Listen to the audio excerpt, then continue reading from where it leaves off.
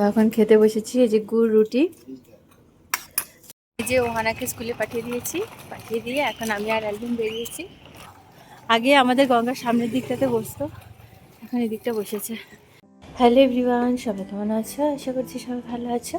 আর আমার ভিডিও যদি তোমাদের ভালো লেগে থাকে অবশ্যই কিন্তু লাইক কমেন্ট শেয়ার করে দেবে। আর এই দেখো সকাল সকাল উঠেছি, আজকে হচ্ছে 6:30টায় উঠে একটু ব্যায়াম করে নিচ্ছি। যেহেতু এখন সকালবেলা মানে উঠে ওয়াকিং করতে যাওয়া হয় না, ভোরবেলা একটু বেলার দিকে যাই অ্যালভিনকে নিয়ে। অ্যালভিন যখন সাইকেলিং করে তখন আমারও হাঁটাটা হয়ে যায়। আর এই সকাল সকাল একটু ব্যায়ামটা করে নিলে না, আমার ব্যায়ামটাও করতে ভালো লাগে, বরাবরই আমি পছন্দ করি। আর যেহেতু বিয়ের আগে আমি নাচ শিখতাম, তো ওই জন্য মানে আমার না একটু মানে নিজেকে ফিটনেসের মধ্যে রাখতে ভালো লাগে। আর না তো কেমন যেন শরীরটা ঝিমঝিম লাগে, হাত পা ব্যথা করে, এইসব না করলে আরও যেন ব্যথা বুদ্ধি যেন বেড়ে যায়। আর আগে মানে যখন লকডাউন ছিল তখন তো ভোরবেলা উঠে আমি হাঁটার সুযোগ ছিল না, তখন যেহেতু বেরোতে পারতাম না, কেউ বাইরে বেরোতো না।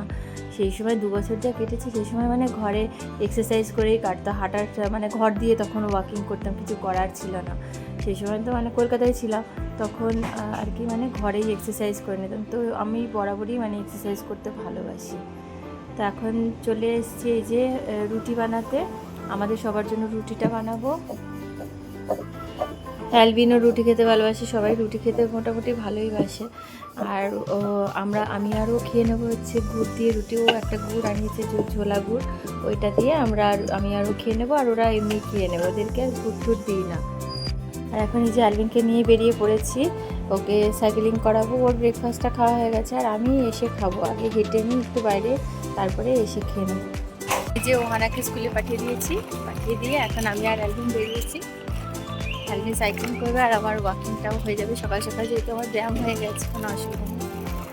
তো এখন সকাল সকাল রোদ্দুরটাও আছে খুব সুন্দর, রোদ্দুরটা গায়ে লাগানো এই সময়টা দরকার। এখন ঘড়িতে বাজে হচ্ছে 9টা, তো এই সময় মানে রোদ লাগানোটাও দরকার।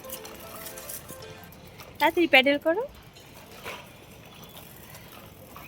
সকাল সকাল গায়ে রোদ লাগাতে সত্যি ভালো লাগে, এই সময়টা মানে তাপটা অতটা থাকে না, তো সেই জন্য খুব ভালো লাগে। আর ভিটামিনটাও দরকার, বাচ্চাদের বড়দের সবাই দরকার। চলো চলো চলো। আর এই সময়টা সুবিধাও, যেহেতু গোয়ানা স্কুলে যায়, এই সময়টা ওকে নিয়ে বেরোলে ওরও সাইক্লিং করা হবে, প্লাস আমারও হাঁটা হবে। চলো চলো চলো চলো চলো, তাড়াতাড়ি ফাস্ট।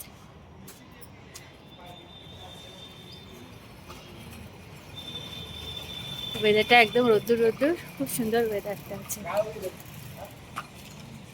বাইরের আকাশটা, এই যে একদিন সাইক্লিং করছে, পুরো রোদ্দুর উঠেছে সুন্দর। এখন এই ছুটির দিন আমাকে এই টাইমেই বেরোতে হবে, সকালবেলাটা হয় না, সকালবেলাটা করে ব্যায়াম করেই নেব, তাহলে সুবিধা। গিয়ে তারপরে রান্না করবো, আজকে বেশি কিছু রান্না নেই। কালকে যেহেতু বাইরে আমরা একটু সন্ধ্যেবেলায় বেরিয়েছিলাম, একটু বাইরে স্যান্ডউইচ খেয়েছিলাম, ভেজ স্যান্ডউইচ, তো ওটা খাওয়ার পরে রাতে আর কিছু খাইনি, রাতের খাবার রয়ে গেছে। ওদের খাবার বানাবো, শুধু ওদের খাবার বানালে হয়ে যাবে। আর দুপুরে তো আমি আরও স্যালাড খাই, ওই জন্য অসুবিধা নেই।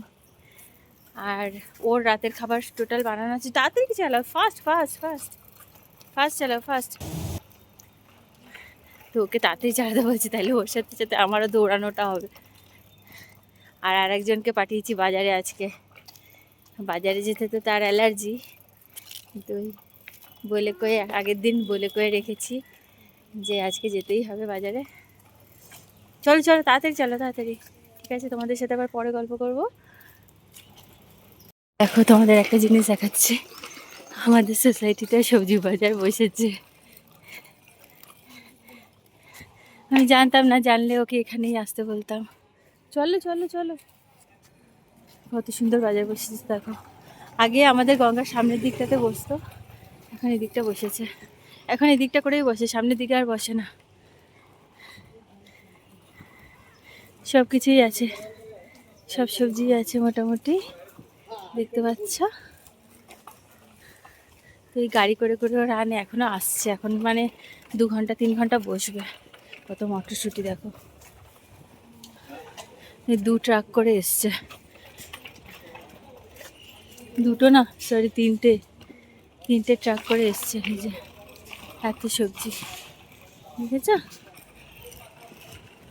চলো চলো চলো, তুমিও চলো আমিও দৌড়াই, আস্তে আস্তে দাঁড়া। এখন খেতে বসেছি, এই যে গুড় রুটি। এই গুড়টা অনলাইন থেকে আনানো হয়েছিল। তো এই ঝোলা গুড়টা একদম পিওর খাঁটি। তো এরকম গুড় না আজকাল পাওয়াই যায় না, অনলাইনে খুব ভালো পাওয়া যায় গুড়টা। যে সবজি এসে গেছে, সবজিগুলো সব ভিজানো হয়ে গেছে, অনেক কিছু এসে। আর এবার কাঁচা আম নিয়েছি, দেখো কাঁচা আম পেয়েছি, 4টে কাঁচা আম নেওয়া হয়েছে।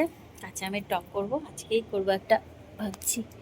যেটা খেতে খুব ভালো লাগে, গরমে না শরীরটা ঠান্ডা করে। আর এই যে পালং শাক এনেছি, শাকের মধ্যে একটাই এনেছে।